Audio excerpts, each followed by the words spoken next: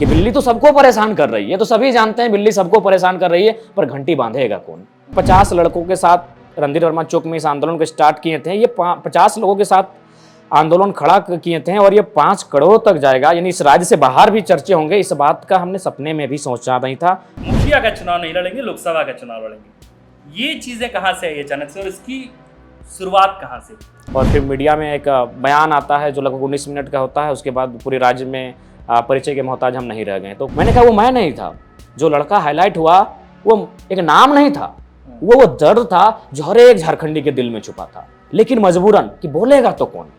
ये अचानक से पीएचडी करते करते जयराम महतो के जहन में ऐसा क्या हुआ कि पढ़ाई भी समानांतर तौर पर चलती रही, फिर आप निकले और अचानक से आंदोलन करने के लिए सड़कों पर आए, और फिर आंदोलन करते हुए जब फैन फॉलोइंग बढ़ी, जब लोग इकट्ठा हुए, समर्थकों की भीड़ बढ़ने लगी, समर्थकों की का प्रेम आपको मिलने लगा, फिर लगा कि नहीं अब जो है संगठन बनाते हैं और इसके बाद फिर पॉलिटिकल पार्टी बनाएंगे, मुखिया का चुनाव नहीं लड़ेंगे, लोकसभा का चुनाव लड़ेंगे। ये चीज़ें कहाँ से आई अचानक से और इसकी शुरुआत कहाँ से हुई? देखिए, जब बचपन से हम लोग थोड़ा सा विद्रोही स्वभाव के रहे हैं, यानी छोटी छोटी मुद्दे थे उन पर आंदोलन करना, लगातार आवाज़ बुलंद करना, ये बेबाक अंदाज बचपन से रहा है। तो उसी क्रम में एक अच्छे छात्र होने के नाते हम लोग अपनी डिग्री के साथ कभी समझौता नहीं किए कि भाई कुछ भी हो जाए, घर की स्थिति सामान्य नहीं है, आर्थिक स्थिति काफ़ी दयनीय है, लेकिन उसके बावजूद अपनी पढ़ाई के को हमने कभी समझौता नहीं किया। तो पीएचडी चल रही थी, अचानक धनबाद बोकारो में एक आंदोलन देखें सोशल मीडिया के माध्यम से। दिसंबर का महीना था, साल था 2021। जी, दिसंबर का महीना था, 2021 का साल था। विभिन्न जगह पर चौक चौराहा पर आंदोलन होने लगा। तो जो लोग हमें करीब से जानते थे, क्योंकि धनबाद बोकारो में भी उतनी बड़ी हमारी पहचान नहीं थी, छोटा सा एक तोपचांची ब्लॉक है मेरा, वहीं हम कह सकते हैं मेरी पहचान थी। बाकी स्पोर्ट्स के माध्यम से पूरे ज़िले में थी। तो जो लोग मुझे जानते थे उन्होंने मुझे पर्सनली टेलीफोन किया और सोशल मीडिया में मैसेज किया कि इस आंदोलन में जयराम महतो को लेना चाहिए, क्योंकि उसके पास बात करने का लहजा है, वो बड़ा अच्छा बोलता है और तार्किक बोलता है। तो अगर वो हमारे मैंने काफ़ी लोगों ने मुझे मोटिवेट किया कि आप आइए, अगर आप आते हैं थोड़ा सा और मजबूती मिलेगी।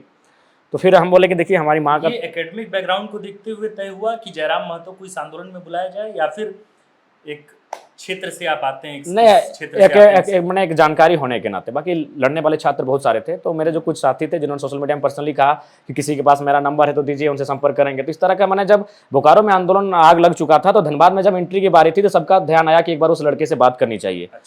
और फाइनली मेरा एग्ज़ाम भी था 10 के आसपास ही था पीएचडी का। उसके बाद वो पोस्टपोन हो जाता है और फिर मेरे एक मैंने माँ भी तबीयत ख़राब था, तो मैंने पाँव उनका टूटा हुआ था, तो हम आंदोलन में जाने के मूड में बिल्कुल भी नहीं थे। लेकिन फिर अचानक धनबाद में पुतला दहन का कार्यक्रम तय होता है। उस दिन हम भाग लेने के लिए चले जाते हैं और फिर मीडिया में एक बयान आता है जो लगभग 19 मिनट का होता है। उसके बाद पूरे राज्य में परिचय के मोहताज हम नहीं रह गए। तो कहीं ना कहीं एक्चुअली बहुत सारे लोगों ने मुझे कहा कि अब रातों रात इतने हाईलाइट कैसे हो गए। मैंने कहा वो मैं नहीं था, जो लड़का हाईलाइट हुआ वो एक नाम नहीं था, वो दर्द था जो हर एक झारखंडी के दिल में छुपा था, लेकिन मजबूरन कि बोलेगा तो कौन। वो है ना कि बिल्ली तो सबको परेशान कर रही है, तो सभी जानते हैं बिल्ली सबको परेशान कर रही है, पर घंटी बांधेगा कौन। वही सवाल था उस समय। वो कोई शख्स हाईलाइट नहीं हुआ था या फिर कोई चेहरा वायरल नहीं हो रहा था, एक दर्द थी। इसके बाद आपके सिपा सलारों ने यह तय किया कि अब जयराम महतो की वाक्पटुता बहुत बेहतर है, वो बोलने में बहुत प्रखर हैं, बहुत ओजस्वी वाणी बोलते हैं, भीड़ जुटाने में सक्षम हैं, फैन फॉलोइंग बढ़ती जा रही है। तो अब चीज़ों को और आंदोलन के धार को और धारदार बनाया जाए, अलग अलग आंदोलनों को भी जोड़ा जाए, उनके विषयों में भी अब जयराम महतो को खड़ा किया जाए, ऐसा कुछ प्लान? देखिए, एक्चुअली हमारे साथियों का ऐसा कोई प्लानिंग नहीं था। किसी को अंदाजा नहीं था कि 50 लड़कों के साथ रणधीर वर्मा चौक में इस आंदोलन को स्टार्ट किए थे। ये 50 लोगों के साथ आंदोलन खड़ा किए थे और ये 5 करोड़ तक जाएगा, यानी इस राज्य से बाहर भी चर्चे होंगे। इस बात का हमने सपने में भी सोचा नहीं था। लेकिन हुआ क्या कि जब आंदोलन बढ़ा उसके बाद हमने सोचा, यकीन मानिए 30 तारीख जो मानव श्रृंखला, जो मील का पत्थर इस आंदोलन का, उसके बाद हमने सोचा ये अंतिम है, अब सरकार आंदोलन जो करना था हम लोग कर लिए हैं, अब जो भाषाएं हैं उसको धनबाद बोकारो से बाहर कर देंगे और फिर हमारे जो साथी हैं वो शांत हो जाएंगे। लेकिन अचानक फिर से अब सभाएं होने लगी, लोग सुनना पसंद करने लगे और सभाओं में रिकॉर्ड तोड़ लोग आने लगे। जैसे किसी क्षेत्र में गए तो कहना था यहाँ इंदिरा जी आए थे अपने समय में, लेकिन उससे दुगना भीड़ आपके समय में आई है आपको सुनने के लिए। किसी सभा में कहा यहाँ अमित शाह जी आए थे, लेकिन आपको सुनने के लिए उससे ज़्यादा दुगना है। नक्सल बेल्ट झुमरा पहाड़ पहुंचे, बोला यहाँ रघुवर दास खुद आए थे, लेकिन एक कोना खाली, एक कोना भरा नहीं था, चारों कोना फूले आपको। इसी जुमरा को लेकर के आपने वहीं पे एक बयान दिया था शायद हजारीबाग में, हाँ हाँ, हजारीबाग में दिए थे। कि अब नदी में पानी की जगह खून बहेगा, ऐसा कुछ। हमने कहा कि अन्याय की सीमा ज़्यादा होगी जब पानी सर से ऊपर होगा, और जब मरता क्या नहीं करता, ऐसी परिस्थितियों में वो मैंने उदाहरण दिया था। तो फिर उसके बाद क्या हुआ, जब लोग सभाओं में आने लगे तो जाहिर सी बात है भावनात्मक लोग जुड़ने लगे, और बातों को हमने उन मुद्दों को ही कहा जो लोगों के साथ घट रही थी, चाहे जमीन का मुद्दा हो, रोजगार का मुद्दा हो, विस्थापन का मुद्दा हो। मैं लगातार उन मुद्दों पर लॉजिकली बात करने लगा और लोग हमसे जुड़ने लगे। उसके बाद धीरे धीरे क्या हुआ कि जो छोटे छोटे मुद्दे हैं जिनमें लोग विधायक के पास जाते थे, मुखिया के पास जाते थे सोल्यूशन के लिए, तो उसमें क्या है कि हमारे पास माने मैसेज आने लगा। हम लोग प्रयास किए तो कम से कम हमको लगता है 1 दर्जन जो समस्याएं थी उनका समाधान हुआ।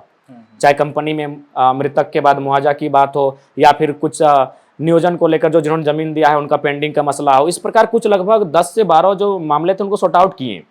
उसके बाद लोगों को लगा कि जब आप लोग पावर में नहीं है, आपके पास कोई संवैधानिक पद नहीं है, उसके बावजूद आप लोग इतने अच्छे तरीके से डील कर लेते हैं, और सबसे खास बात IAS IPS को भी आप लोग निडर होकर उनके सामने बात करते हैं, ये लहजा पूरे राज्य को पसंद आया। और राज्य ने जो सामने इर्द गिर्द चर्चा शुरू होने लगा कि आप लोगों को पॉलिटिकल दिशा में बढ़ना चाहिए, क्योंकि आखिर तो पॉलिटिकल में है कौन, मैक्सिमम लोग नॉन मैट्रिक हैं, जिनको स्वयं मालूम नहीं है नीति क्या है, उनको स्वयं मालूम नहीं है बजट क्या है।